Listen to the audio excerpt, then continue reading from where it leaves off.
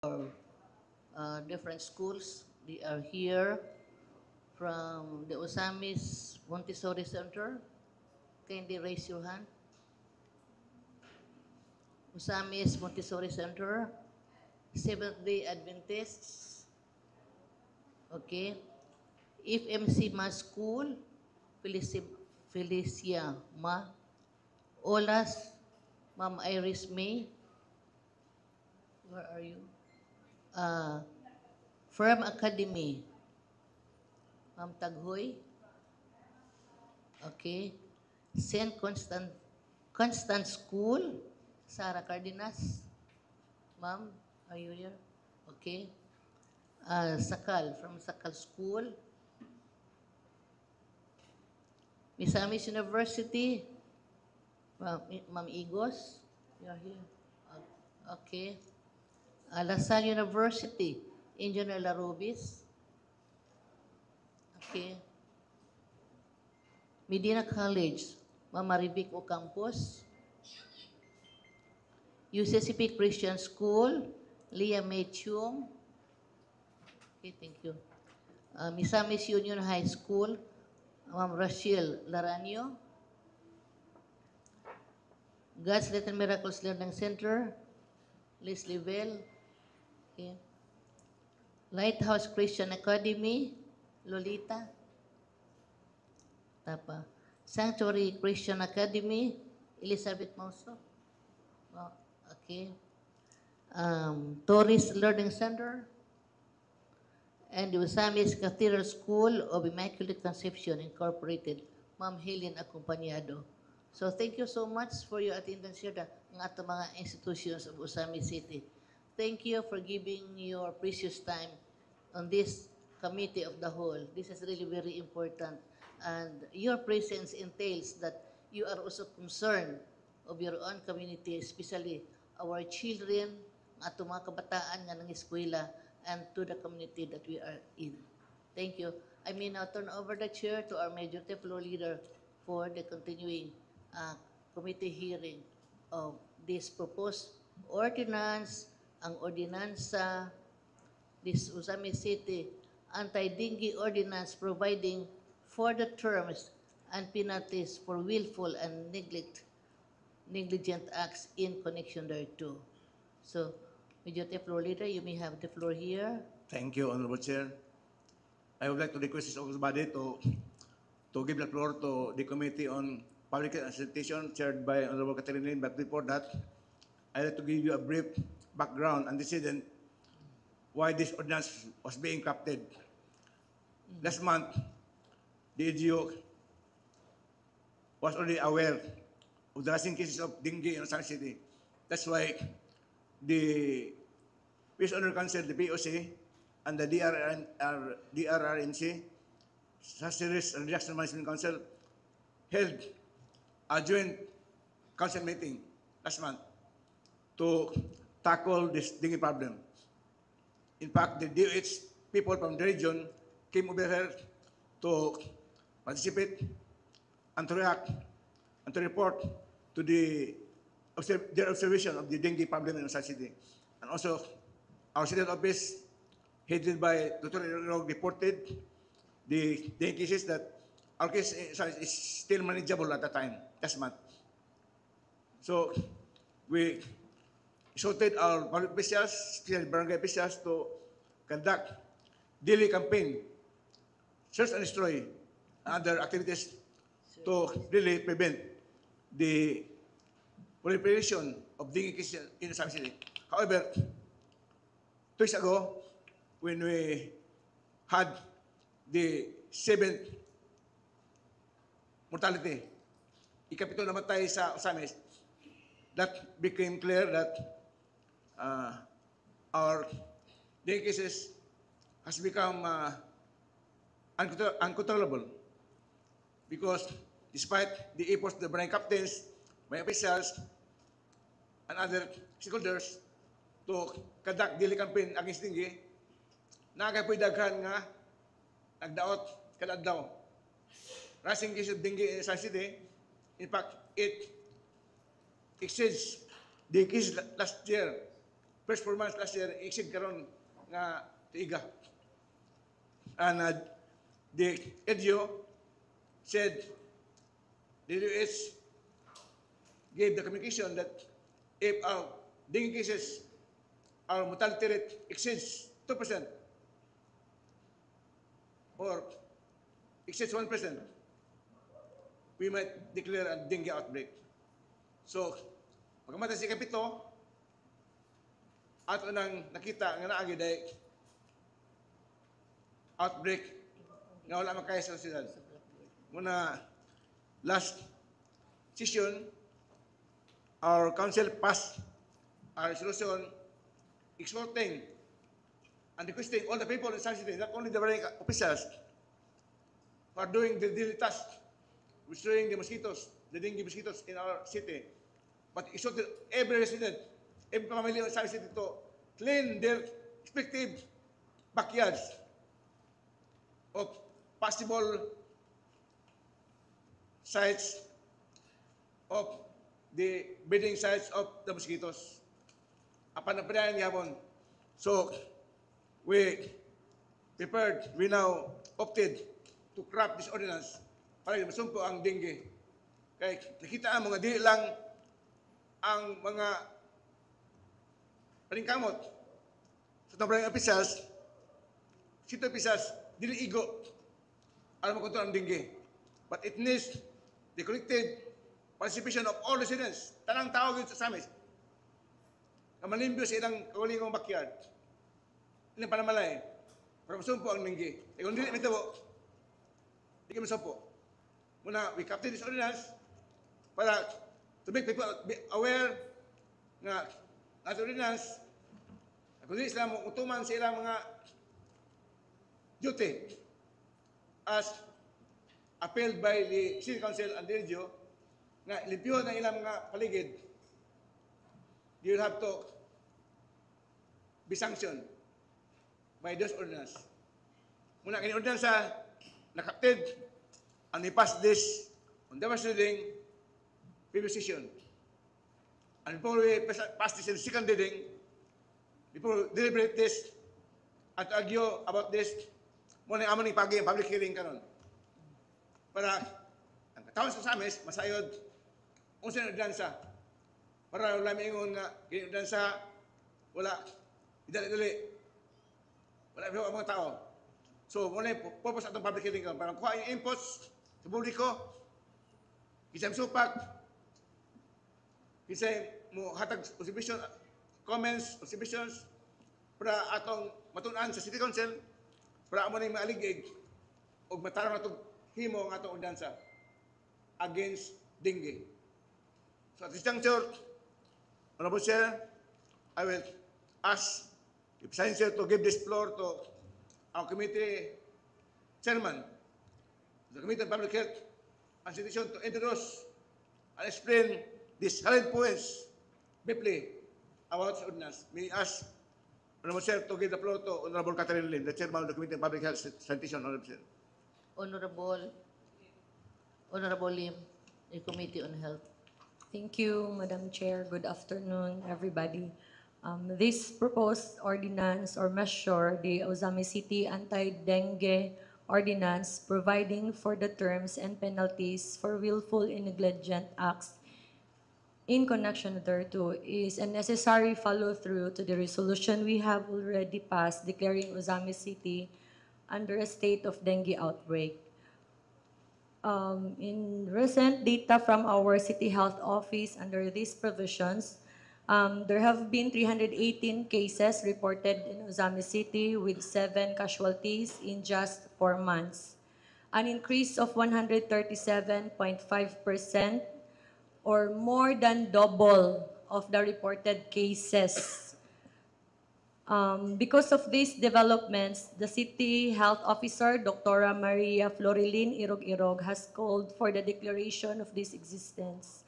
And according to her, the daily cleanup activities of the LGU officials are negated by the willful and negligent and careless attitude of some households, with reports stating that stagnant waters are still seen inside their yards despite repeated reminders from the LGU officials. Considering the surge of cases and the case of mortality rate of Ozamis, there is a need to penalize private individuals who do not cooperate in this campaign against dengue and those who make their households a breeding site of dengue-carrying mosquitoes. We have three provisions, Madam Chair. The Section 7, penalties. Any person, individual, corporation, partnership, association, or other entity found to have violated any of the prohibited acts outlined in this ordinance shall be subject to the following penalties. First offense, 5,000 pesos or an imprisonment of 6 months or both at the discretion of the court. Second offense, 5,000 or an imprisonment of 9 months or both at the discretion of the court. Third and subsequent offenses, 1 year imprisonment. Under Section 8, penalties for juridical persons. In case of violation by a juridical person, the following penalties shall apply. First and subsequent offenses, a fine of 5,000 pesos. In the case of juridical person, the president, manager, secretary, treasurer, or any officer or representative responsible for the violation may also held liable and subject to the personal penalties outlined in Section 7 of this ordinance at the discretion of the court. Lastly, penalties for barangay officials. Any barangay official or designated representative who is found to have willfully and knowingly fabricated photographic or video evidence, falsified records, or otherwise misrepresented facts related to the enforcement of this ordinance shall be subject to the following penalties. In addition to any criminal liability they may incur under the revised penal code or other applicable laws, first offense, suspension from office for a period or not less than 1 month but not more than 3 months without pay. Second offense, suspension from the office for a period of not less than 6 months without pay. Third offense, dismissal from the office and perpetual disqualification from holding any public office in Ozamis City. The goal of this ordinance is to establish clear responsibilities and corresponding penalties for willful negligent acts that contribute to the breeding of dengue-carrying mosquitoes. We believe, Madam Chair, that protecting public health goes beyond issuing declarations. Thank you very much. Thank you, Honorable Leo, for your manifestation this morning regarding, or this afternoon. Morning. Yes. Sir, as we know, in this ordinance, Season 6, ang barangay captains, magita ka authority nga mo implementar sa ordinance. Muna na mo tanan ng barangay captains para masayad mo nga kamunay otoridad nga mo implement sa ordinance. So, to explain the legal side sa implementation, I would like to ask our legal officers to provide a short briefing about Section 6 on implementation of this ordinance. Unsay buhaton sa barangay captains para ma-implementar ang ordinance. May I ask Attorney Francis to explain Section 6 of this ordinance. Honorable Chair. Attorney, you are now recognized by the chair. Pwede mo forward tingali ka. Oh, sir. Attorney, you can, am I available nga seat? Okay. Thank you, Madam Chair. Thank you, Let's come Honorable forward, Majority Attorney. Floor Leader. You may take that seat, okay? Good afternoon, everyone. Madam Chair, our honorable councilors, to our guests here, the honorable barangay captains, the representatives Thank you for coming here on this very important day. Now, Section 6, the entirety of this ordinance seeks to penalize private individuals who willfully or negligently allow their households to become dengue infested. In fact, if I may, Madam Chair, may I just hear from our people on the ground, the team of Dr. Irog, to testify as to the experiences they've had on the ground and why this ordinance is important in our ongoing efforts against dengue. Okay, you have the floor. O, so, kinsa man, si Dr. Irog Our Irog. City Health Officer, Madam Chair. Our health officer. Yes, Dr. Irog, you have the floor now. Palihog o pasabot pag yun. Nga nung importante kay di nga i-craft na to Hello. karong nga ordinansa. Hello, good afternoon, everyone. Thank you for giving me the chance to speak regarding the what's on the ground, what is happening really on the ground.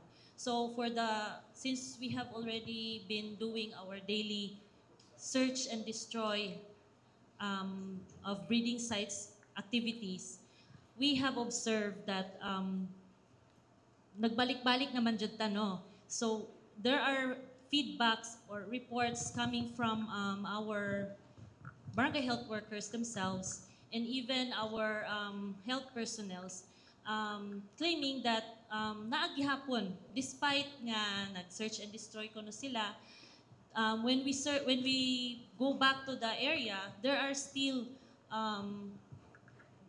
larvae that are passed in the city health that also were positive for dengue vector, and for some naapon mi na observe that kanang instead na they will help us or they will do their part nga mag search and destroy, they will just look at the officials or the health workers to do the cleaning or the destroying of the breeding sites. So dili sila mag-appeal, instead lang tawon lang. And in some hulatan pa nila nga moabot ang health workers para muhimo og search and destroy. It has not become a routine of themselves nga sila na mismo, but rather muhulat pa sila nga naay moabot. And worse, there are other household claim that it is not their job kuno to search the waya-waya or to destroy the breeding site, but it's the work of the barangay health workers because gibayran daw sa barangay as claim. So kana siya nga mga makadismaya ba, instead of helping or doing their part, hulatan pa ang mga officials o ang mga health workers to do the activity. So that is what we have observed, reported, or feedback from who were on the ground sa ato ang barangays. Thank you. Okay. So, as reported by our City Health Officer, makita gyud nga although the goal for this has to be public-private cooperation, there are some households who would rather wait for the barangay officials to do the cleaning themselves. Kulang na lang gani, nga ablihan na lang ang pertahan, suguon ng barangay official nga sige kamo na lay sulod sa among yarda, kamoy paniligya, kamoy pagyabo sa mga ligid, kamoy pagtaklob sa mga drum. Inyong gihimo og PA ang mga barangay official. Imagine if mahitabo na siya for every household in a specific barangay, dilikid mahuman ang search and destroy sa kadlaw. Mahurot in town ang oras sa atong mga barangay officials sa pag-atiman sa mga private individuals. Where in fact, in the first place, it should be the responsibility of those in that specific households to do the search and destruction of their jurisdiction sa ilahang kaugalingong yarda, sa ilahang kaugalingong property. So this ordinance is patterned after DOH standards. So what is the implementation? How do we begin to implement this ordinance? We've heard from the Honorable Catherine Lim the penalties. So 5,000 in imprisonment or both at the discretion of the court. So unsa may mahitabo, unsa may mga penal violation ani? Very simple. Number 1, creating or maintaining mosquito breeding sites. So when we say mosquito breeding sites, it's an artifice or any subject, any container which will allow the accumulation of stagnant water. So munang mga ligid, mga drum, that's already going to be considered a breeding site. And then number 2, failure to clean areas conducive for mosquito breeding. So may tabuan na, mga basura nga nagtapok, that's actually an area conducive for mosquito breeding. So, i-penalize na siya. So, how will this ordinance penalize those prohibited acts? Number 1, gitugutan ang barangay officials under this ordinance to implement the provisions thereof. So, meaning naa sila'y katungod. So, unsa ilahang buhaton? Remember the Honorable City Mayor, Attorney Indy Waminal, already directed cleanups at the purok level. So, gidala na gyud imbis nga barangay level lang ang mando sa DOH, gidala na gyud siya sa purok level. So when we say it's at purok level now, atiman na gyud individually ang mga households. There's going to be a magnifying glass on each and every household in that specific purok. Now, sa ilahang daily clean up and daily search and destruction, the punong barangays or their authorized representative, tan-awan na din nila ang mga balay nga naay mga mosquito breeding sites or na mga areas conducive for mosquito breeding. So, once, for example, nga makita nga breeding site or area conducive for mosquito breeding, at the first instance, the barangay captain or his or her authorized official will call the attention of the homeowner, taganog citation ticket, and then instruct them within 24 hours, dapat mawala na ni siya nga breeding site or dapat kaning area conducive for mosquito breeding mahinluan na dapat ni. Tagaan sila og 24 hours. Imarka dito sa citation ticket ang oras ug ang pizza ug ipa-receive gyud sa tagbalay. Dapat mo pirma gyud sila. Ug dili sila mo pirma, ibutang na lang refuse to receive pero dapat na picture. Inyo ang picturean ang ilang pag-review sa gudawat. Now, di ba daily naman natong puro clean up. Tagaan og citation ticket, pagkaugma inigbalik na pod at the purok level, wala gyapon to mahilab titong breeding area, wala gyapon mahilabtan tong breeding site, that's going to be considered as a first offense. Tungod kay walay pakabana ang tagbalay even though gibadlong na, gitagaan nag citation ticket. So that's going to be considered as an automatic first offense which will carry with it the penalty of 5,000 pesos and or imprisonment depending upon the court. Now, what are the leeways? Kumbaga, for example, gibadlong ang household. The ordinance is very specific ha. Now, upon expiry of the period provided for by law, if the reinspection finds that the stagnant water persists in the same area and there has been no significant rainfall event within that intervening period. Okay, for example, naay ligid nga punog tubig, gibadlong sa kapitan, pagkaugma, pagbalik sa kapitan, o napaman lagi ni tubig, rainfall will be an excuse. Of course, di ba? O makakabalo, alas 3, alas 2, nag-ulan di ay. Di ba? That's going to be considered as an excuse. Pero, if it's found out gani nga walay supervening rainfall event that will account for the creation or for the nagpadayon paghapon nga breeding site, it's going to be considered as an automatic first offense. And you will be penalized under this ordinance. That's the first. Same gihapon with those nga conducive ang breeding sites. So, kanang mga basura nga gatapok diha, wala mahipos og tarong. That's going to be picturean gihapon na sa kapitan ha. Kapitan, ipa-receive, i-document, then pagkaugma, pagkabalik nila, napagyapon, first offense. Okay. Now, who is going to be penalized under this ordinance? So, we've heard from the Honorable Catherine Lim ganina, any person, individual, juridical. So, bahalag company, bahalag corporation will be penalized under this ordinance. Now, what are the safeguards under this law? So, what are the safeguards? There's going to be penalties for barangay officials as well. And I hope na dili pod mo mohadlok ani nga penalty. Because this penalty will serve as a protection to our citizens. Para dili gamito ng ordinansa nga pang-abusar sa mga katawhan. Now, if may balang gani nga ang barangay official nag-report o iya-iya nga naggama-gama lang og kagaling inyong picture, wala gid ay tinuod, it's going to be the barangay official who will be penalized under this ordinance. So, na siya.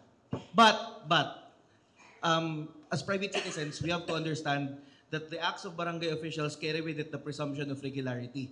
So you need hard evidence to overturn that presumption of regularity. So for our kapitans, the law is on your side. It's going to take a huge amount of evidence to overturn what you've submitted to us as evidence of their negligence or willful disobedience. So, I think that sums the ordinance up, Honorable Chair. Okay, thank you, Attorney. Any further? Thank you, Honorable Chair. Thank you, Attorney Francis of the Legal Office. So, klaro na to. Ang kapitan may pimintas ordinance, kada ko dili monitoring kapitan or imong sugoon sa kapitan. Konsyal ba, kapitan mo sugo. Dili monitoring, kung naagay makita nga isang water nga mga breeding sa mosquito, inyong buyagon. Isa ng ticket nga nakibilisyon. Tika ng 24 hours to comply. Kanya pag-ugma, walay ulan, naalang hapon, kumulan, okay lang kay ulan man, mabutang tubig. Kung walay ulan, naalang hapon, wala pili, first offense na. I-dokumento ninyo. Videohan ba? Kudakan? No? Kudakan. Para namin ebidensya. Documentation na. Kaya ultimately, pwede ang file ng kaso itong naghimo violation. Kaya ang paghimo offense, krimen, di lang sa paghimo usa ka action. Di lang na. You also commit an offense by omission. Wala kang ibuhat by negligence. Negligent ka, wala kang magtuman sa imong obligasyon. Na ay mga bininsad na isang water, ipalimpyuhan mo, wala mo limpye, agagihin mo, tanga lang ka, idol. So that is a punishable act under this ordinance. So offense, not only an act, but only also an omission. Wala gibuhat. You cannot penalize. Pero ang kapitan yung o yung importante mo ay mag-una-una monitor sa barangay. Kuha niyo. Oh. Okay. Okay. So na yung mga penalties. Ang kapitan, pwede magbusar, kaya basing na apoy, kung sa kapitan, imunguha niyang report, kasi wala, imunguha report, kung ang kapitan nahimog baka ng report, na mahibawaan sa korte, ang kapitan nun, ma-penalize. That's to prevent abuse of authority sa mga barangay officials. Kaya na sa barangay official, piling gamahan na kayo, nasa kontra, himang siyop, sa wala siyop. Para po, puntahan ng mga citizens na posible abusahan sa barangay official, pwede po sumalikan ng kapitan. Ulit tinuod ang iyang gihimong nga report. Okay? Lalo sa ordinansa. Ini reaction sa atong mga kapitan karon, nasabtan ba nato itong gisulti sa atong attorney? Klaro, no? Oo. Dayon ang follow-up nga pahamahayag po ni sa atong majority floor leader. Nasabtan ba po ito nato? Very good kaayo, mga bright, mga kapitan. Na bang nagmakita na itong doon nagyo'y klarong implementation, ani? So we now open the floor, Honorable Chair, to any inputs from our colleagues or our visitors, our guests. In reaction? Kung sa inyong submissions, comments, Vice Ordinansa, including our department heads, na atong SIMO, na atong City Office, na atong legal, na City Health. So, kung sa comment nyo sa Ordinansa, we need to have your inputs now para amo ning tunag padayon ang Ordinansa nga mas maayo pa gini pagkabuhat before we pass this on second reading. Okay. We open now this ordinance for any comments, remarks, observations. We start with the SIMO, Honorable Chair, Engineer Titis, Borhe. The Chair would like to acknowledge Honorable Suizo for any reaction. Thank you very much, Madam Chair and the Honorable Majority Floor Leader. This is just part of the observation, Madam Chair, and I also would like to introduce a few clarifications as well as insertions on the ordinance that we are taking up. First, Madam Chair, this is the onslaught of the effort that we have done in our every barangays nga nahitabo nga ang tanan natong mga barangay, ang tanan natong mga palingkamot sa atong mga barangay officials nga dili na unta ta mo taas, dili na unta ta matagaan og additional pa nga mga casualties, pero those dili pod siguro proven futile, dili lang gyud nato malikayan. There are things nga beyond our control. Mo nang nag-declare tag outbreak ug ang pinaka-epekto sa outbreak is the magbutang tag mga penal sanctions sa atuan na noon nga mga barangay nga naning kamot. So nahulog nga sila pa naning kamot, nadugagan pa yung trabaho, mapriso pa sila or makamulta pa sila kung dili nila himo ng trabaho. So again, we are giving burdens to our kapitans, to our barangay workers nga in the first place mo gi naning kamot, pero mo naman gyud ni ang disadvantage nga na nahitabo because nag-declare naman gutag outbreak. So ang amuan nila, atuan nila gyud ani Madam Chair, is we will make sure nga atong measures, ang ordinansa atong ipatupad, dili lang gyud kaayo muduot sa ato ang mga kapitan o mga workers, but to those person nga wala, especially mga juridical, mga tao nga wala gyud nagpakabana. I think ang atong focus gyud aning ordinansa is for them nga mo nang naa sila'y power nga muhata og citation tickets, panahon na pod nga mulihok na pod atong katawhan after all the efforts that we have done para lang gyud di ta maka-declare og outbreak, but sad to say di niya gyud makpugdan. So with that, I would like to be clarified on section 6 on prohibited acts sa portion on abandoned structures. For the abandoned structures, maybe we could include that sa atong definition of terms kung unsa gyud ning abandoned structures, kay naman po'y kaning mga properties nga vacant, dili walay structures pero absent of kaning property custodian. Kinsa man ang ato ang tagaan ng citation ticket nga wala may mga custodian ang mga property or gi-abandon nga mga lots. And also, Madam Chair, maybe we could also include sa atong definition of terms ang meaning sa juridical person. That is section 8 under penalties for juridical persons. Kay mana sila idea what is juridical person mean on the definition of term. That would be all, Madam Chair. Thank you. Thank you for your manifestation, Honorable Suizo.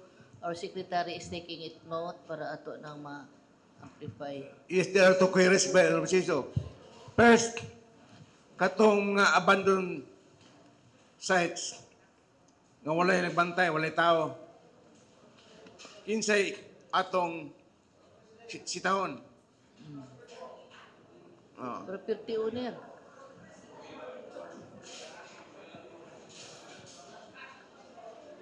Property owner. So can Attorney Francis respond to that? Or Honorable Lim? Or Attorney Francis, can you respond to that? Sa abandoned places, kinsay sitahon sa kapitan. Okay. Attorney, When you have the floor. Go ahead. Madam Chair, when we say abandoned places, it's going to, the definition of terms, I will subject to the manifestation of the Honorable Dingus Wizo. We need to add the definition of terms as regard abandoned structures. But when you say abandoned structures, on the concept na there is actually no registered owner on the face of the title, or an abandoned structure where there is someone on the title but the property has been long abandoned, that there is no already more intent to return, then it's going to be under the principle of parens patriae, it's going to be the LGU's responsibility to take care of these abandoned structures. Okay. Generally, kung wala yung tao sa mong property, idle land, no? May tao. Wala kailang sa tag-iya. No? Kung na may tag-iya, wala, layo kayo. So, mato pa sa atong legal officer, doctrine of parens patriae. Meaning parens patriae, Latin term, amahan ba? Ang barangay may amahan sa barangay. So, susunod sa kapitan, barangay officials, nga inyong tanawon situate nga walay benepisyo sa mga lugar. Kaya may tagiya, open man, open. No? Gawas kung enclosed na yung mga fence. Dito ba kasulti, matisipasing man ta. Kung open, nga abandoned place na pwede tayo masulod. Dagdag na Friends Party kaya tulimpiyuhan ang palibot. No? Pero nagani mga pinsirado, ayaw mo sulod kay basta makiha mo trespassing. So, pagkitaon ang caretaker, kung isa man, ini ang barangay, na yung masayod, kung isa, karaan sa barangay, isa tagiyan na lapita sa caretaker na, inyo masubay. Para, ngayon tayo notice, ang caretaker o ang tao nga na ay kalamigitan sa mong property. Siya manubag. No, ipasave ang notice, kung di mo receive, ibutan lang, wala na receive. So, ikaduhang pumunta ni Orbosiso, si Canisio, Orbosiso, kung sa ito ikaduha? The inclusion of the definition of terms of the juridical person. That's Section 8, Mr. Chair. Ang juridical meaning, dili tao ba? Na personality ng korporasyon, partnership, negosyo. So, ang manubag na ang partners kung partnership. Kung korporasyon, ang presidente, mga opisyal, board of directors, apil na mga secretary of the board, may manubag sa mga salaod nga wala magpakabana sa ng palibot. Kana kung juridical, meaning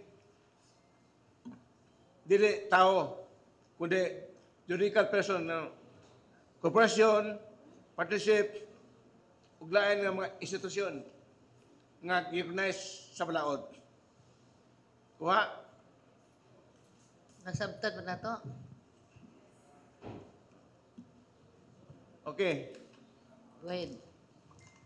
Any other manifestation or some questions?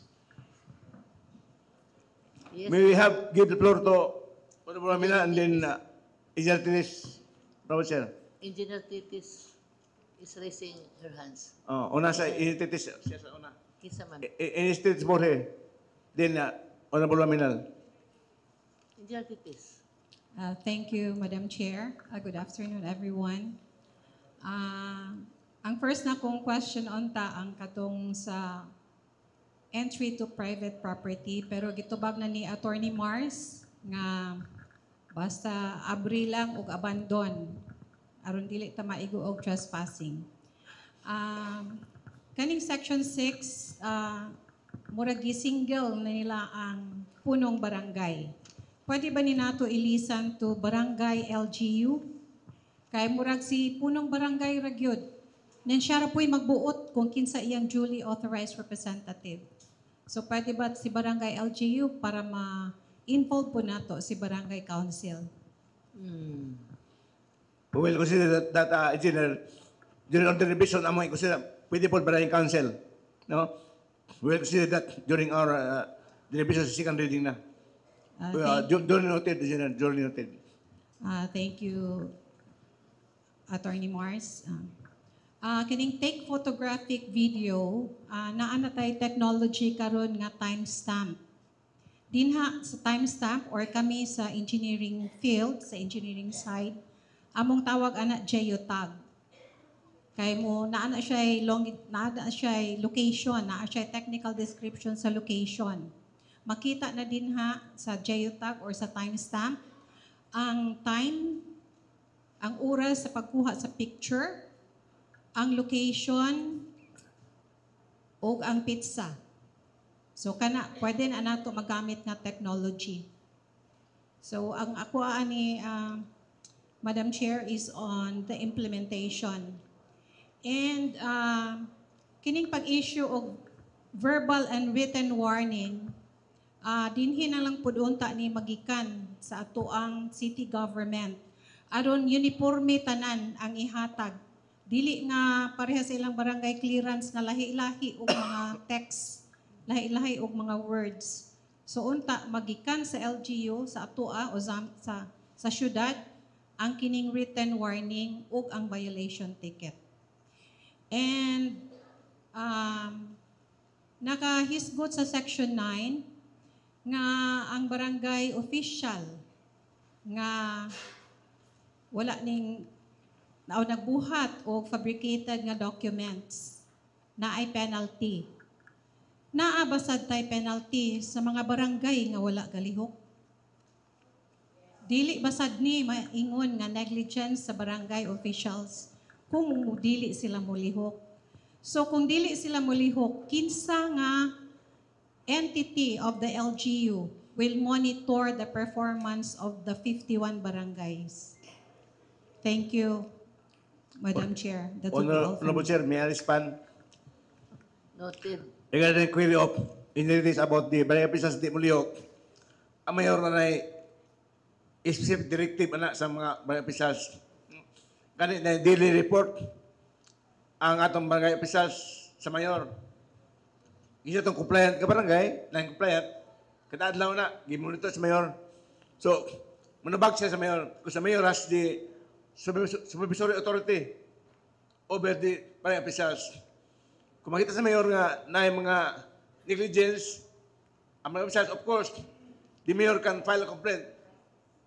Disciplinary action against the barangay officials to the city council. Ang city council na imuhir sa kaso nga i-endorse sa mayor against barangay officials nga they are negligent. As of now, ang nakita, we are very glad nga ang tanang barangays na comply gyud sa directive sa mayor.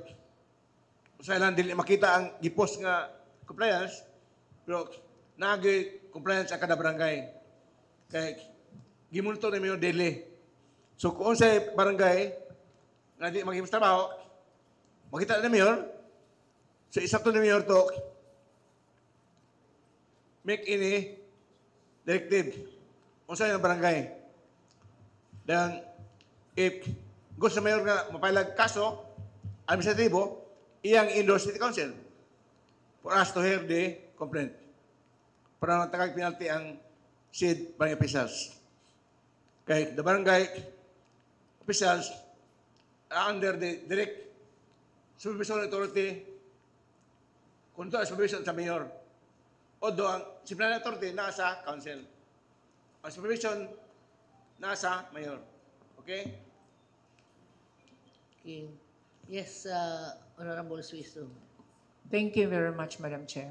On the presentation on the thorough, dapat ang atmong ebidensya manggod dapat kay di ba we need to submit photographic or video.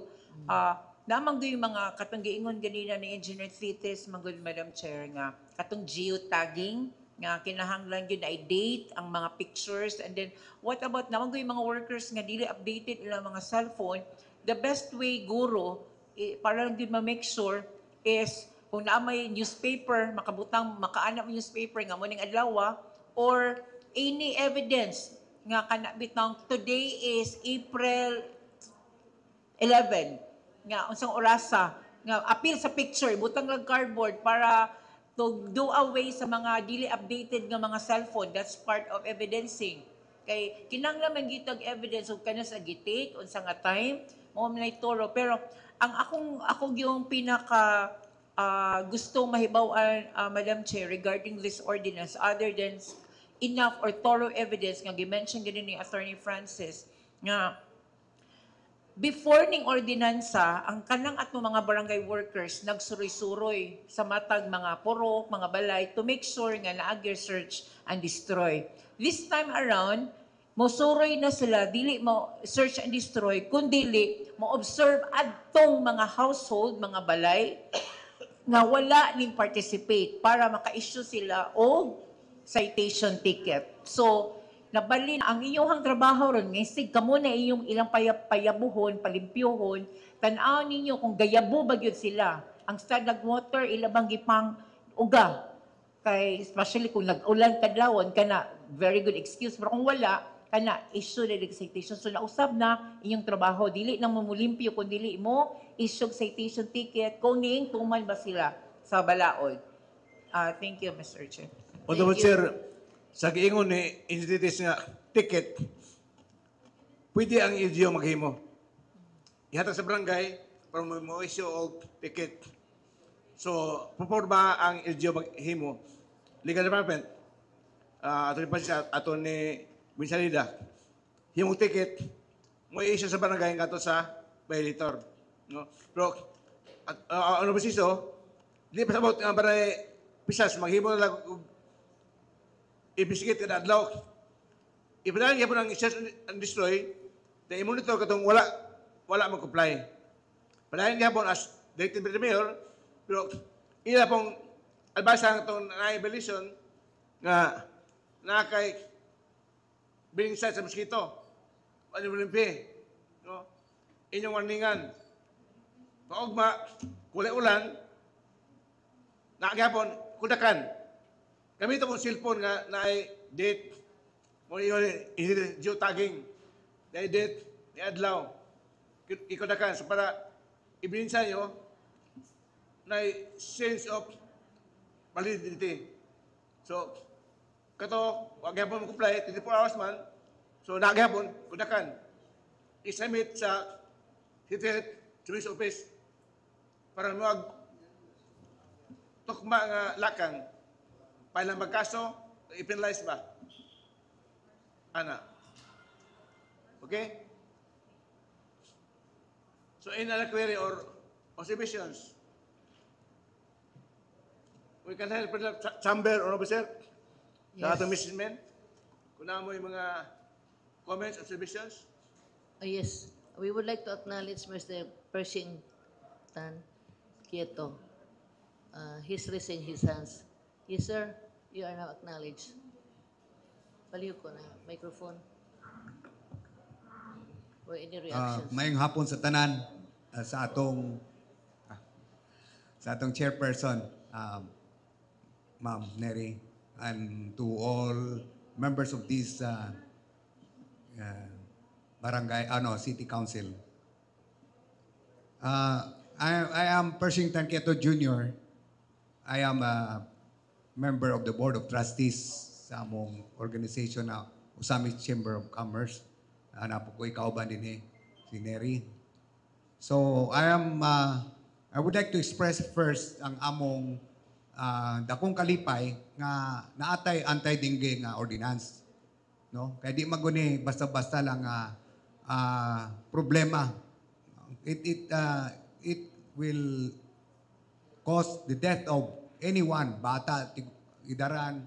So particularly pag sa mga bata, then based on the statistics, nadagkan ang atong mga cases. So, dayon, naabot na ta sa atong kinanglan mag-declare ta outbreak din sa Usamis para maka-implement kita sakto nga ordinansa. Pero kaso lang, kung naay ordinansa, naagay po'y deliberation, na po'y mga observation. So, kung if I may contribute sa atong gisulti bitaw nga vacant lot, no? Vacant lot, then abandoned areas of any individual or corporation, I think kung sa inyong pagduda sa mga barangay official, nagduda mo na nagpundo diya tubig, una na nabiyaan lang to dito. So, especially la close, siguro pwede nang sulatan ang tagiya na pwede ba ma-inspeksyon ang lugar. I think the owner will not decline. Okay, that's for the good of the everyone. Pero naalala ko yung pangutanon, ma'am, sa City Health, Doktora Irog-Irog. Sa these dengue mosquitoes, ma, unsa kalayo na ilang lupad. Di ara ba dapit sa asa sila nag-breeding? Hello? Yes, can I? Yes. Yes, sir. We have, kung sa kalayo ang lupad sa Lamok. Asa sila maabot? Asa sila maabot. We have this, during our fogging operations, as you have observed, pag naay isa ka case, index case in that area, we perform our fogging operation 300 meters diameter. So that is how far the mosquito could fly. So, 300 meters. in that case, nasa itong mga Kalayon. 300 meters layo kayo na. Yes. So, wala man tingali vacant property din yung vacant lot na ang distansya na sa sunod nga yuta more than 300 meters. Halos dool-dool ma. Sa ato pa, it's but wise for the barangay official to write the owner of the property na kanang imong yuta wa ba kay tubig, stagnant water, kay kasi na yung mga biyan-biyan nga balde dito before it was abandoned. Especially, and I know, nga si Attorney Mars, nga dili man mo kasulod kung sirado.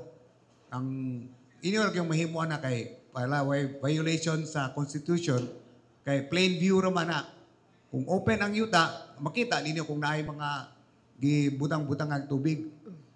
Nabay tubig, apundod doon, stagnant water, kay layo magkakabtan. So, asa puta, karon pa ko nakabalo nga, ingon na kalayo mo abot ang lupad sa mosquito, dengue mosquitoes. Then, point of clarification, Yes, go ahead. ma'am, madam, katong ingon sa 24 hours bitaw naghihatag sa usa ka nakita na ay violation, ay tubig na pundo, kay tagaan po mag-chance na sa barangay nga ipa-dispose tong tubig, ipalabay, and the person na warn kinta is given 24 hours to do it. So, sa ato pa, the same person who will be committing the same offense na ba na? Then, matagaan na po siya, the next time, 24 hours gap po, pero na-comply with niya, so wag pag siya violation, basta for as long as ma-comply niya ang inspection na 24 hours na. So, there is no Yeah. violation pa. Di pa siguro na. At least, First importante offense. nga, he will react immediately. Ma'am? Take action dahil siya. Ito ka chance. Oo. Ito ka chance ang mga resident Lipiman.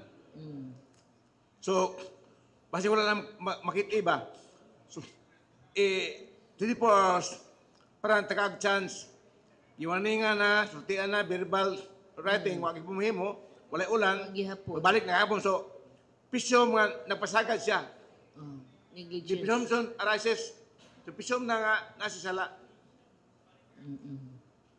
Kay, katong, naay, stand water, kabantay ba?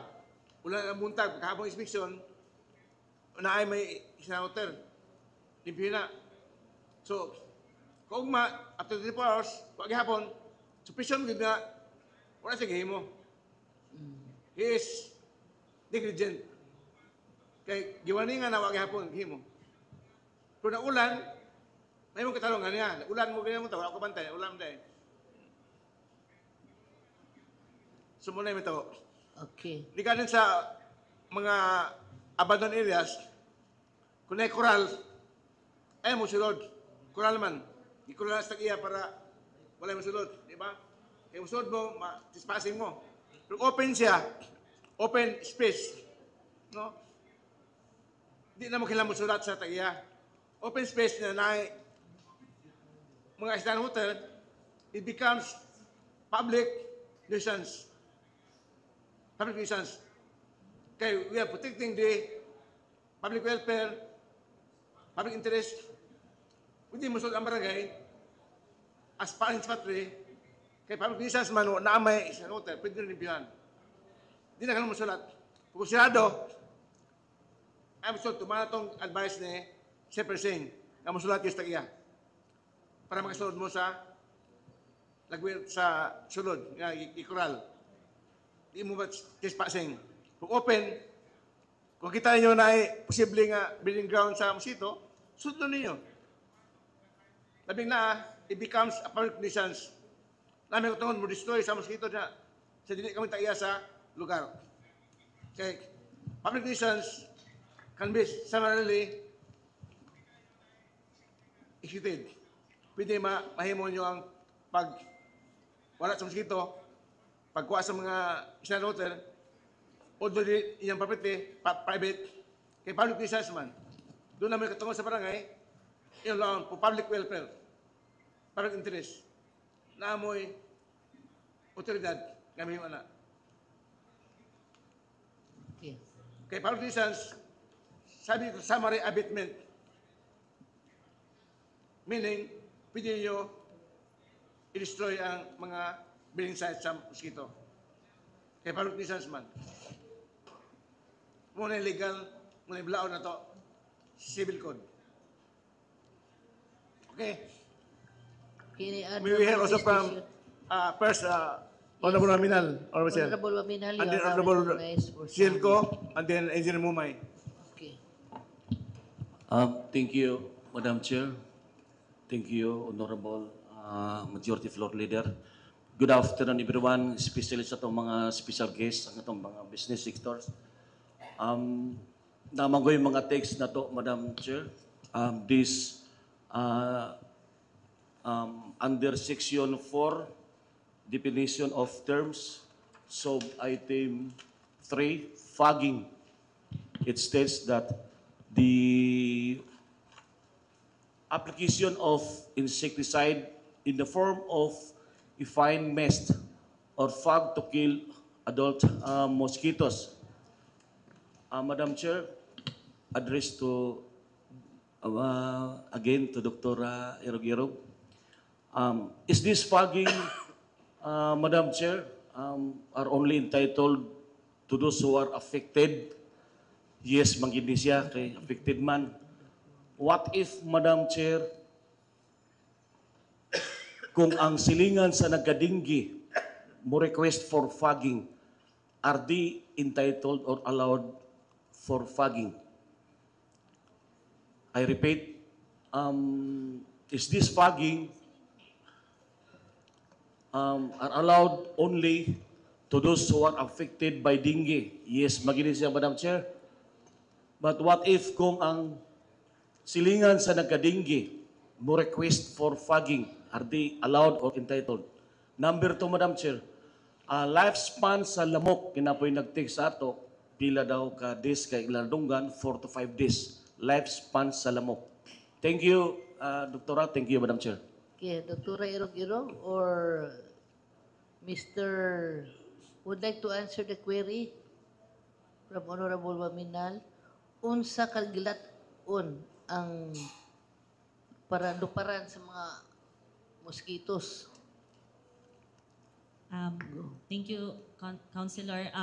With regards to fogging operations, based on the guidelines, we perform fogging operation to those barangays or areas with clustering of cases. Clustering meaning to say, for more than 3 weeks, naa siya 3 or more nga dengue cases. So we base our fogging on the, kato akong giingon ganina nga, index house where the dengue case is located, and then 300 diameter from the household mo na among fagingan. So katong silingan maapil gyud siya kay 300 meters diameter radius, so palibot sa katong nga balay. Now if there are many cases na gyud, so what we are doing now katong starting yesterday, we did already the house to house search and destroy. After the search and destroy of the house-to-house, tibuok barangay among lakupon. But then again, not all barangay because we have barangays nga naay clustered cases or katong mga hotspot barangays or the top barangays with daghan kaayo cases. So, dili matingala ang taga-bukid kay wala kaayo mo'y cases, dili punta magsalig ha, but wala kayong mega fogging operation unless naay isa or naamoy active case, which atuan lang namo katulang gyud nga case dayon 300 radius.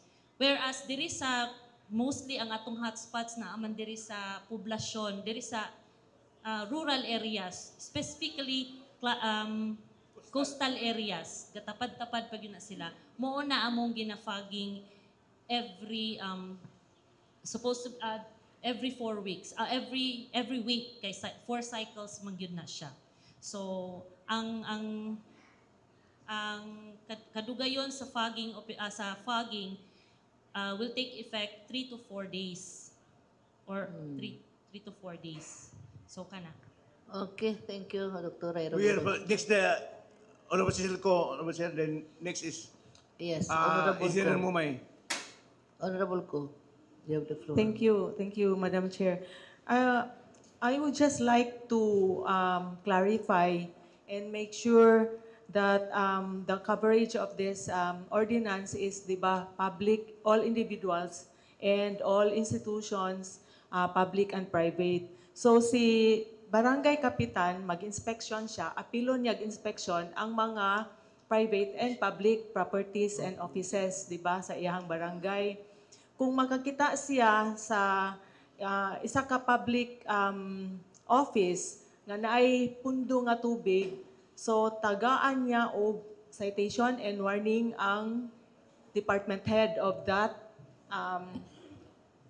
office, right? Then kinsa may mubayad sa penalty kung pagbalik niya ang government office naalang gihapoy pundo nga tubig. Wala pa penalty, ticket naman. Di na pala Yes. sa traffic. So pagbalik niya, Nagapon, naalang gihapon, i-report na. report. No offense. Offense na, first offense na. So who will I-report. pay for the offense I- committed by the Ang LGU mo yung mukha na. Mo sanction. LGU to LGU.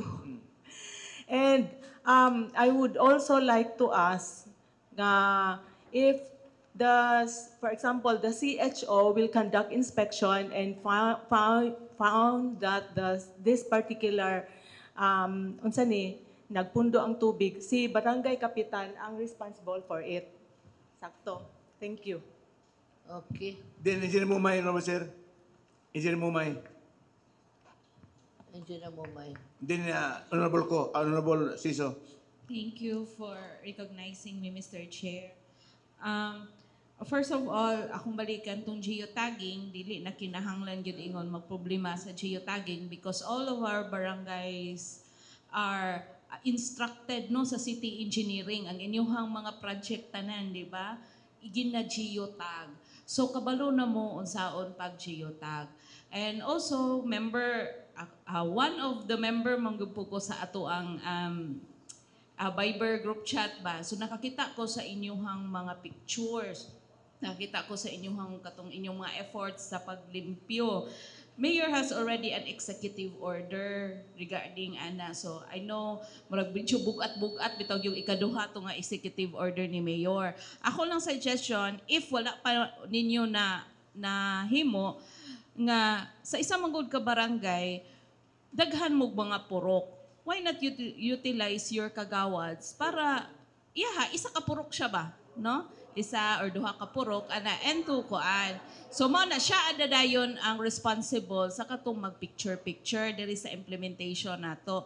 So siya na tong mo record o kisa gyud tong kuan. Next is kana bitaw mga abandon balik to sa mga idle sites. For example, kani bitaw diri sa atbang bitaw sa Chutuan na ay abandon idle lot diha. Bernard Subdivision. Taas na ang iyahang kuan, grass. Now, magpanding na siya basta muulan. And I don't know kung kinsa na siya nga lot diha. Magpanding na siya basta muulan. Mo evaporate ang ulan, basta yung anak kadako nga lot, pero for that particular lot, dili mo evaporate ang tubig, kay tag-as kayo ang iyahang. Swampy siya, kay tungod sa katag-as na kaayo sa iyahabang katong grass. Tagbot nga, tag-as kaayo. So, maglisod og evaporate ang tubig. Mo evaporate yun na, kay karon ang udto, biya yun na to, pero tibya yung inita. Mo evaporate ra gyud ng tubig. So, karon dili siya ka-evaporate. And as what Doktora has said, 300 meters o gikan ana nga breeding site 300 meters. Even City Hall is susceptible sa dengue. Raman dira So, ako suggestion, Mr. Chair, unsa man ni siya, sulatan, daan, ang whoever is the tag, kung naadiri sa Osami, so whoever is the tag iya, para mag-mower. Aning iyahang iyang lote ba, no? Kay iya man na, so ato po siyang tagaan og responsibility nga iyang mawiran. Iya pong lipyon, makita na to. Basin na yung naay mga lata, naay mga kuwan, nagipalabot, di man good makita, kay tag-as ng po kaayo. So kana, and then if katong giingon ni Konsehal Mars, nga dili, kanang kita ba, kay open man po na siya, is it going to be the barangay nga mo action? Or ang LGU mismo, through SWEMO, or city engineering, ang mo action nga atoan ng tambakan? So, dili po pwede matambakan, kay number one, private na siya, dako ra kay nagkuan nga tambakan.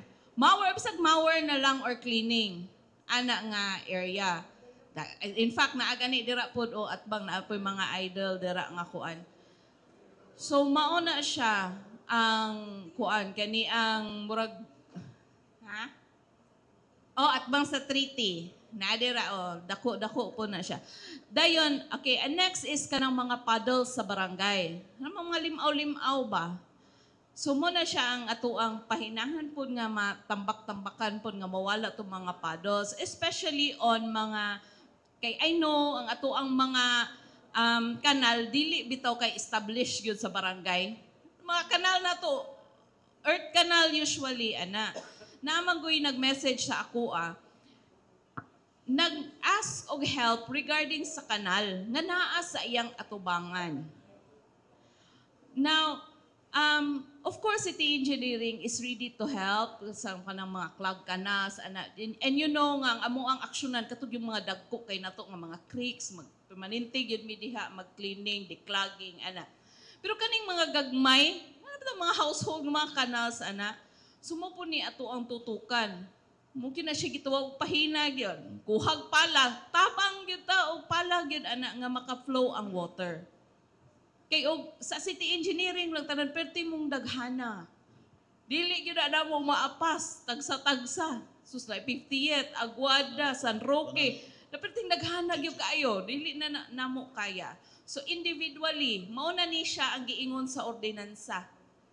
Nga as a public or private nga mga individual mo tabang na o panglimpyo ani. So mao na ni siya ang time nga katong atong mga kanal tabangan na to og limpyo pod. Let us know. We will do the rest. Kung naamoy gusto ipabungkag, ipaabre para mo flow, just let us know. Let city engineering know nga. Abrihan ni engineer kay, murag na nagtapok diri. Let us know, we will help. Mahora po to siya, Mr. Chair. Thank you. Okay, thank you, Engineer. Salamat sa imo response. Yes, Honorable Suiso. Thank you, Madam Chair. I have one question for Dr. Irog-Irog, Madam Chair. On the fogging, kay nag-mention man gud siya fogging like 300 meters. I'd just like to put into record, Doctora, regarding sa fogging. Does it kill the mosquito or does it drive away the mosquito? Unsa kuan ana? Sakto. Thank you, Cons. Doctora. For clarification, fogging operation kills mosquito. It does not drive away the mosquito. Kana ako masapon siya sa smoke. But if dili siya masapon sa smoke, it means wala siya namata, dili siya ma-kill. So kay ang fogging magod dili lang siya kanang gasolina. There is a chemical nga naami ginabutang nga makapatay og lamok. And again, mosquito lamok, not the larvae also. So lahi po tong sa mga larvae o pupa. Okay. Follow up. With that, since si mosquito man ang ato ang gipatay, kay mao bitaw ang uban mag-uol, Madam Chair, kay inig fogging aning area, inig panglupad sa lamok nga dili mamatay-matay kay basig nakadilig ikyas. Kung ang tinago fagingan mobalhin siya sa Santa Cruz, sa San Roque or mobalhin siya Malaubang. So kato na po'y sunod mong problema mo lang ako lang yung giklaro kung mamatay pag siya dili. And second question is, it's only the mosquitoes ang part yun sa fogging. What about katong mga larva, mga waya-waya? Do we have any other way or measure po nga mamatay si larva? Watay ibutang ang chemical nga available sa City Health? Larvicidal chemicals, we have, dili siya larvicidal, but katong sumilarv, growth inhibitor to siya. So once nga mabutang to siya sa katong stagnant water, kung wala magani nahurot og labay ang mga larvae, or wala nahurot og kayabo, kung naamay gay nabilin, dili na to siya mo develop into a mosquito. So taman ra gid siya anang pagka-larvae niya or pupae. But then again, ang pinaka-effective to kill larvae is to destroy the breeding site. Ato gid iyabo kay di na sila mabuhi og walay tubig. So mamatay sila ana. So it's as simple as kanang kuan lang gyud. Pero kung dili nato makaya og yabo kay let's say bigger pond siya or bigger body of water, kato labayan nato og growth inhibitor katong Sumilar, which is readily available sa City Health and it is free. Free. So, anytime pwede ra gyud. Thank you. Okay, thank you, Dr. Irog. Any other queries? Yes, Honorable Helongson. Go ahead.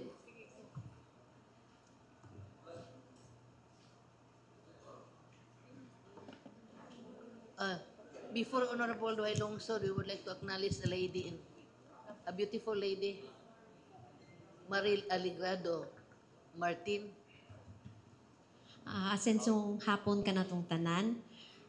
From Barangay Baybay Triunfo. So, Madam Chair, amo lang i-grab karon ang opportunity nga muas ani. So, what will happen to our barangay ordinance on dengue? You have your barangay We have ordinance. an ordinance. Yes. It was approved 2020, year 2020, March 2020. Maybe we can match that.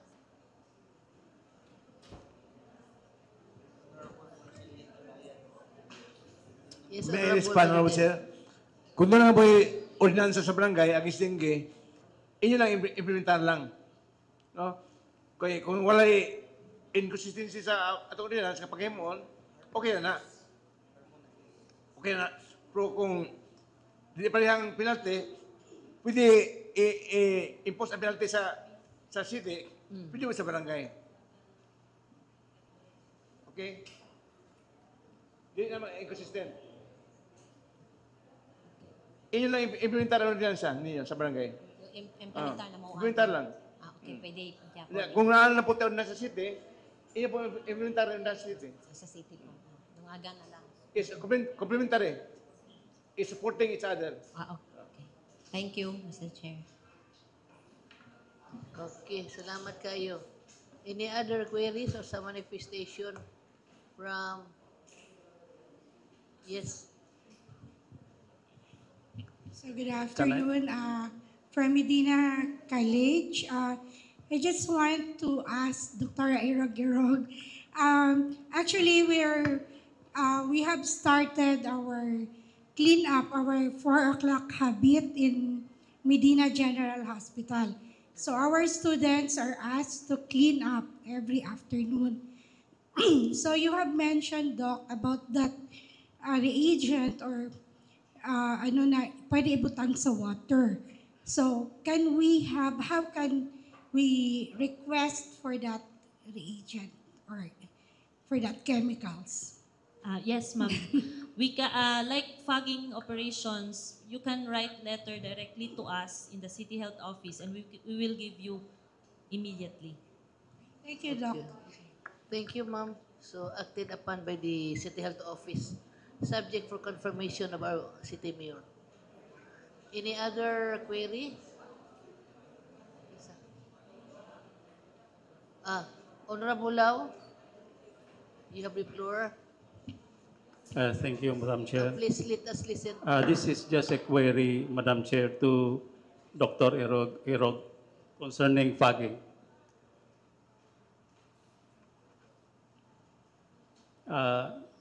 Ma'am, is fogging dangerous to health? Ang fogging. Yes, Councilor, the the smoke that came from the fogging machine is dangerous to our health. That is why when we perform our fogging operations, the one who perform katong among foggers should wear the complete PPE uniform.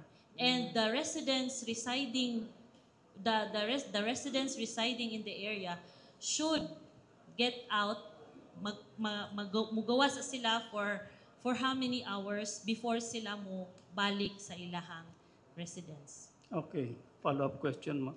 Yes. In your observation or opinion, how long does those chemical last in those area that is subject to the fogging? So when we perform the fogging, the chemicals mutapot siya sa katong mga sa dingding kay usually dito man sa kilid na pasuhan, it will usually last 3 to 4 days. Pero dito siya mutapot, the smoke muwala ra siya kay mo disperse man siya sa air.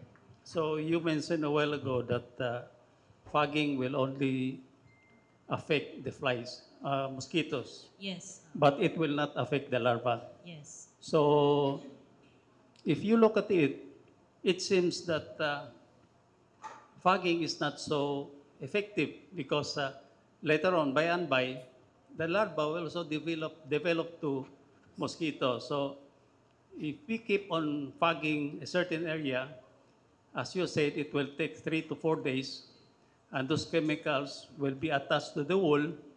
If children or adult will accidentally touch the wool, and sometimes they're eating something like that, it will affect their health. Sardos. Kanang sulti nimo nga Yes, yes. ang chemical will take 3 to 4 days before nga dili na siya effective, no? It will not affect the health. Mopilit lang siya sa bungbong o sa mga wall baghag anywhere, no?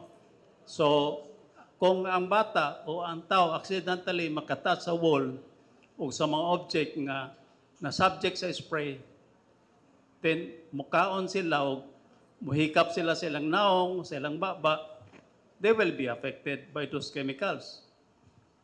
Yes, yes, Councilor. That is why we are not wala mi ga push to ga pugo ga encourage to do the fogging. We do the search and destroy. Like I said, ang fogging is only killing the mosquito. So kung maato nang i-destroy ang breeding sites, wala na may mahimo nga lamok. So dili na pod sila nga nakadaghan. And besides, since we are already in outbreak, our response is for outbreak. We do the the fogging kay we weigh the benefit from the risk. So kana siya nga fogging, dili pod na mo i-fogging ang area nga dili pod high risk. No, katulang yung high risk. So there are bad sides sa atong fogging, pero we look at the situation na mas kinahanglan nato mag-perform og fogging because kinahanglan man nato idoble ang ang action to ang ato ang fight against sa kaning case because we kill the adult, we kill also the larvae. So multitask ta ba para dili bitaw maulahi.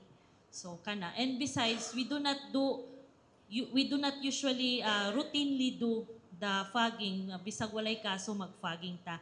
Those high risk, as I've mentioned again, katurag yung hotspots nga barangay or the area ang amo rag yung foggingan. So katong mga nag-request og fogging bisag walay kaso, we see to it, we explain to them nga mas naapatay i-prioritize kaysa sa ila. So much better nga i-perform nila ang search and destroy rather than katong fogging operations. Madam Chair, can I continue? Yes, go ahead. Okay. Kaning Ma'am Iroy-Girog, naka-observe may this year, medyo nga tong rain extraordinary. Supposed to be in the past years, by December or January, wala naman kay ulan. Then, this year, first quarter, even up to April, practically every day gaulan, di ba? Then, ang atong barangay, they have been doing their best. Every day, nag-search and destroy sila galimpyo.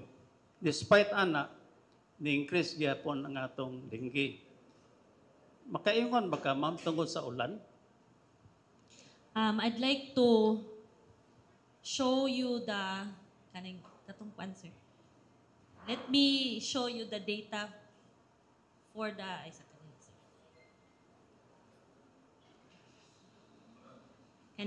This is before I'll explain the one you asked, Councilor.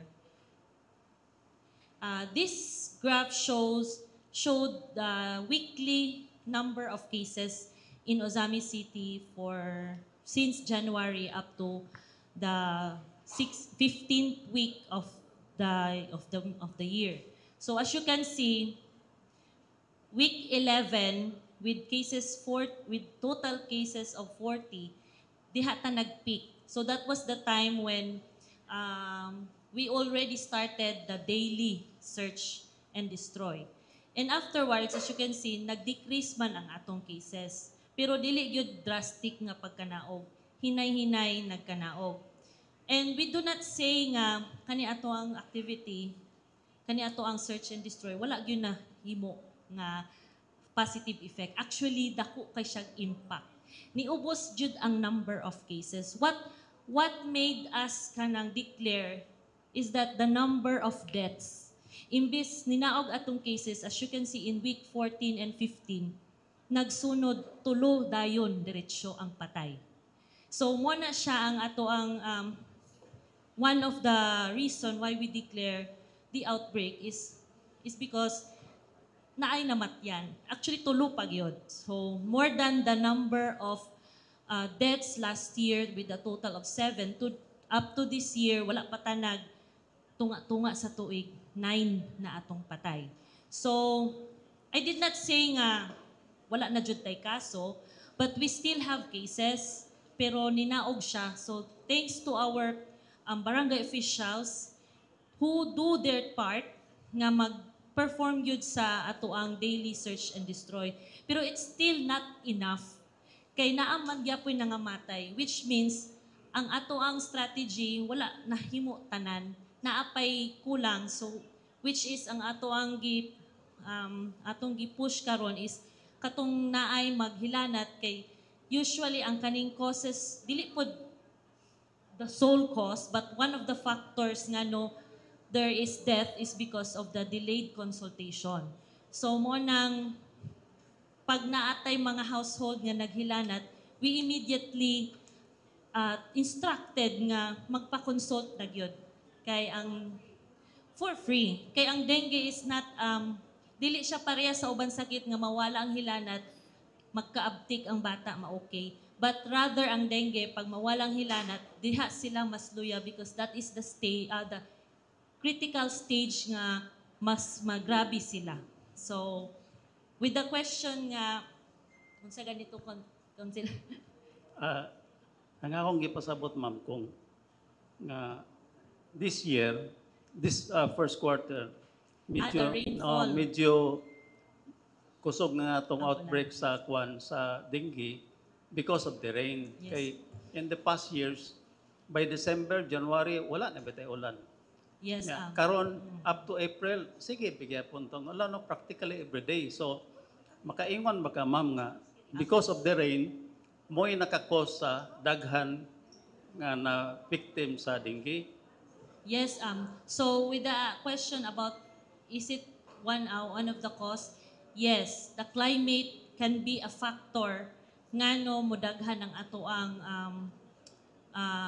dengue cases is because again the breeding sites diha magyud sila magtubo magdako. So once nga naay mag-stagnate diha gyud ang mag-start na pod ang cycle sa ato ang mosquito. So I can say that one of the factor is kaning sa climate kanang magsigig ulan kana.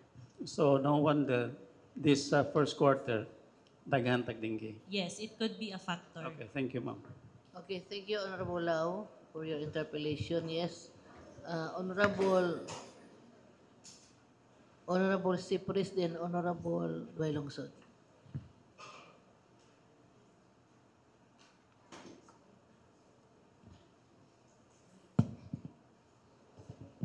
Thank you, Madam Chair, and good afternoon to everyone. My question goes to Attorney Francis. Attorney Francis, regarding sa Section 6, implementation number 3, naghisgot ta kaganiha regarding about citation ticket, and then kining citation ticket, Attorney Francis, wala na ba ni siya corresponding amount, is just a warning before tamuhatag katong first offense nato na 5,000. So ako lang gusto na kong i-clarify kung kaning citation ticket wala na ba tay small amount na murag as warning nila, and then if ever na ay corresponding amount ang atong citation ticket, asa pod siya mapadulong sa barangay ba or sa city? Yes, Attorney, you have the floor. Thank you, Madam Chair. To answer the question of Honorable Cypress, the citation ticket issued to offenders will simply serve as the written warning per se. So actually, the reglementary period for compliance will actually begin the moment the homeowner will receive the citation ticket, or upon the attestation of the punong barangay that the homeowner refuses to receive said citation ticket. That is where we will begin counting the 24 hours of compliance. The moment they receive the citation ticket, wala pa'y amount, because the Honorable City Mayor, the Honorable City Council believes in the spirit of cooperation, of giving our homeowners a second chance to do their part, to do better, to join the fight against dengue, spearheaded by the local government unit of Ozamis. So, karon, linyan sa warning, 24 hours, if wala pag yun, dito na din nasilot. Thank you, Madam Chair. Okay, thank you, Attorney. Honorable Cypress, thank you. No amount lang usa. What we need is just the cooperation. Yes, Honorable Duhay-Longsod.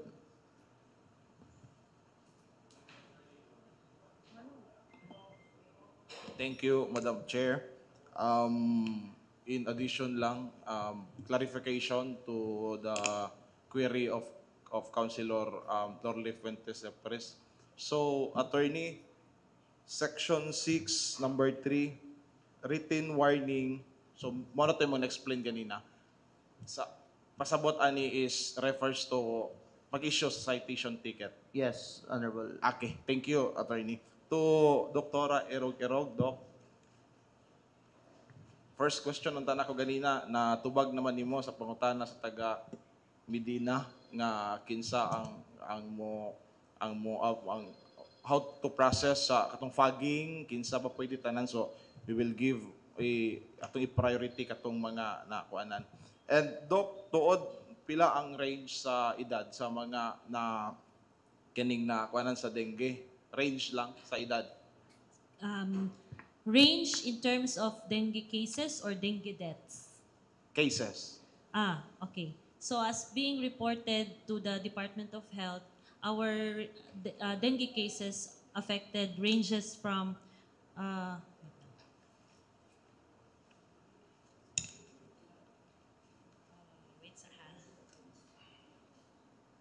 ages 10 to 14 years old with a mean age of 12. Okay. Thank you, Doc. On Section 7, akong question is direct to the mga private schools nga naa siguro. Kinsa nga private schools ang naa? Nakita na ko na ang Lasal and other private school. My first question is, Section 8, Manggod, is penalties for juridical persons. So, kinsay baga in charge sa school. Of course, dili man basta-basta appeal man sa barangay officials karon kasi sila mag-implement sa ordinance is ang pag-oversee, no, including the schools ani karon. So dili gyud basta-basta siguro makasulod ang mga barangay officials sa inyong schools or kung sa himuon sa barangay officials para makasulod dayon sa inyong schools para mag-inspect ba kay sila man ang gi-authorize ordinance to implement the ordinance or magpadala ba sila letter asa i-address sa president ba or sa administrator sa school and how many days mag-expect og response ang barangay officials para makasulod sa schools. First, ahata mag-start kinsa nga private schools. Si Engineer Larobes, sir. Good afternoon, Madam Chair, and also to the Council. Thank you for raising that question. With respect to the process in LaSalle University, the guards are only given 15 minutes to allow any government official to wait. In other words, anytime, as long as you are a government official from BGMP, from PNP, from our local government units to our barangay local government units, they will automatically enter the perimeter or vicinity of the private institution. 15 minutes lang akong gihatag sa guard. And then, noting that I am also assigned as a safety officer of LaSalle University. And then the other one is, once they will enter the campus, they will log in. But by the time that it is also stipulated in our DILG bylaw na you cannot allow any government official to wait outside your perimeter. Then,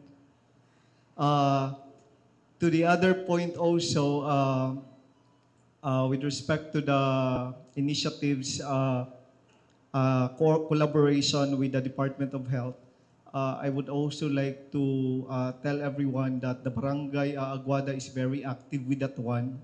We are visited about twice in every month. Then once they will be inspecting us, and also the DDRMC, they are actually visiting us. So they never fail to visit our institution.